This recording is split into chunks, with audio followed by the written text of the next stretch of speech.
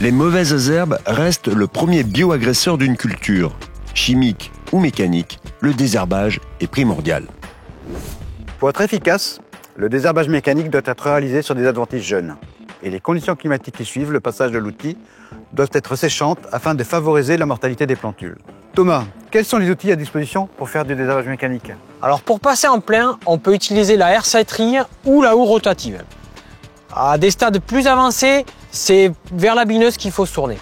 Alors cet outil agit sur l'interrang, plus ou moins proche de la culture, suivant qu'on ait recours au guidage de précision. Alors il peut être complété par des éléments comme le doigt cresse par exemple, qui vont travailler le rang entre les pieds des plants de la culture. Avec tous ces matériels, il faut quand même rester humble et adapter les réglages aux conditions du moment. Alors ça prend plus de temps, mais ce sera plus efficace. Si l'on s'en remet au désherbage mécanique pour gérer le salissement des parcelles, l'idéal, c'est quand même de disposer d'un parc d'outils complémentaires que l'on choisira en fonction des besoins. Alors pour ça, le collectif et l'Accuma peuvent être un bon moyen d'y avoir accès. Le développement des outils de désherbage mécanique s'accompagne d'une augmentation de la précision et de l'automatisation. La réduction des solutions chimiques, pour des raisons réglementaires ou d'inefficacité due aux résistances, oblige à regarder ça de très près.